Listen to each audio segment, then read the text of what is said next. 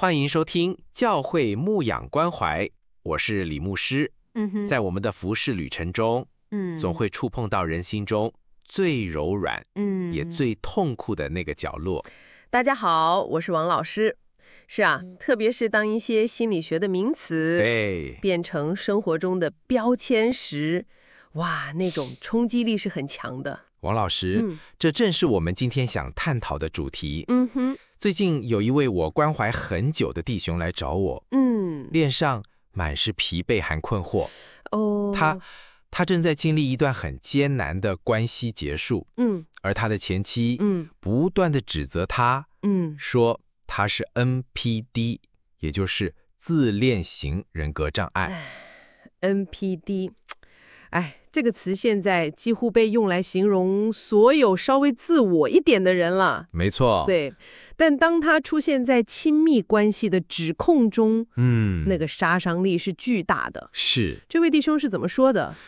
他很无助地问我，他说：“牧师，我为了工作需要，必须经营社群媒体，做个人品牌行销嘛。这很常见。分享我的思考，我的生活。难道这就是自恋吗？最让我害怕的是，万一我真的是，只是我自己不知道，就是那种所谓的没有病耻感呢？我该怎么办？”我完全能理解他的恐惧，是，特别是这种你是不是有病，只是自己不知道是的指控，几乎是无法辩驳的。对，很难。所以我想我们今天最重要的任务就是把光带进这个幽暗的困惑里。首先，温和的方式来谈谈什么才是真正的自恋型人格障碍。是的，太好了。我们让人以更清楚的眼光来理解哪一种才是真的自恋。在临床上NPD 远比爱现或者自信要复杂而且严重的多很多。根据精神疾病诊断和统计手册，就是 DSM-5，它有非常具体的标准。好，例如极度夸大的自我重要感，认为自己独一无二，然后会沉溺在无限成功的幻想中，还有强烈需要他人的崇拜和赞赏。哇，听起来像是一个不断需要外界掌声来填补内心空洞的状态。没错，而且最关键的两点是缺乏同理心，也就是难以理解和关心他人的感受，以及剥削他人。对，习惯利用他人来达成自己的目标。这些特质必须是长期，而且是跨情境的，并且已经对他的生活造成了严重的负面影响。哇！所以弟兄为了工作行销而发文，和一个 NPD 患者为了被崇拜而发文，动机和本质是截然不同的。这个区分太重要了。是的，对，让弟兄可以先问问自己的内心。不过呢，对，他最怕的还是那个病耻感的问题。我们要如何帮助他判断，自己是真的没感觉，还是根本就不是呢？这是一个很棒的切入点。我会邀请他做一个小小的内心实验。好，诚实的问自己几个问题哦。好，第一，当我分享内容的时候，我的主要目的是完成工作、分享知识，还是我内心深处非常渴望被按赞？如果没有，就会感到焦虑、失落。第二，当有人提出批评或不同意见的时候，我的第一反应是想去理解对方，还是立刻觉得你凭什么批评我？第三，我的言行是否在无意中常常让身边的人感到被贬低、被忽视？我认为当一个人愿意停下来对，如此诚实的自我叩问的时候，这就是他就已经跨出了最重要的一步了。对，就是最重要的一步。对，他正在展现出一种 NPD 患者最缺乏的能力，就是自我反思。完全正确。真的吗？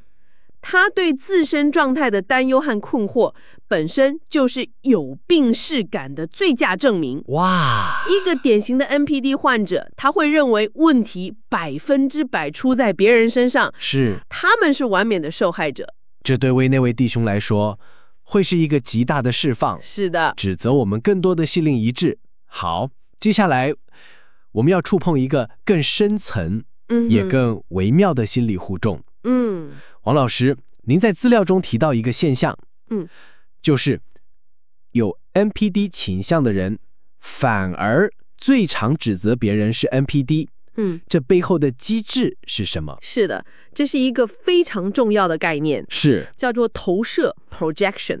投射，对，你可以把它想象成一个人的内心有一面镜子，但他不想看见镜子里自己不好的那一面，比如说自私啊、缺乏安全感啊、需要控制。OK， 对，他就把这面镜子转向别人，大声说：“你看，这些问题都在你身上。”哇，所以这是一种心理上的自我防卫，正是把自己的问题投射到别人身上，正是借此宣称自己是清白的。正是如此。在关系中，当一个有 NPD 倾向的人，他感到自己的需求没有被满足，或者感到自己被挑战、被拒绝的时候，这种投射机制就特别容易启动。哇，指责对方，你才是那个自恋的人，这是一个非常有力的武器。天哪！因为它能立刻让对方陷入混乱、自我怀疑，从而转移焦点，让他重新掌握关系中的主导权。所以，当我们回到这位弟兄的案例时，对，他需要思考的可能不只是我到底是不是 NPD， 不只是，更要去观察，这个指控是在什么样的情境下出现的？正是，它是不是一种对方又来应对自身挫折或不满的手段？这就是从受害者心态走向客观分析的关键一步。我们的建议是：第一，保持内心平静，不要让这个标签轻易定义你。第二，避免卷入谁才是真正的 NPD 这种争论里，这是一个无底洞。第三，温和而坚定地设立界限。可以对前妻说：“我理解你可能很受伤，但我不接受用这个标签来沟通。如果你对我的哪个具体行为感到不舒服，我愿意聆听。”这非常智慧，谢谢。真的，把讨论从人身攻击的标签拉回到可以沟通的事件。对，从牧养关怀的角度，我最后会带他回到信仰的根基上。当然，他的身份与价值不是由前期的评价、社群媒体的赞数，甚至是任何心理学的标签来定义的，都不是。他的真实价值在于他是上帝所创造、所深爱的孩子。是的，这个核心是永不动摇的。这份来自信仰的接纳和肯定，是最终疗愈的来源。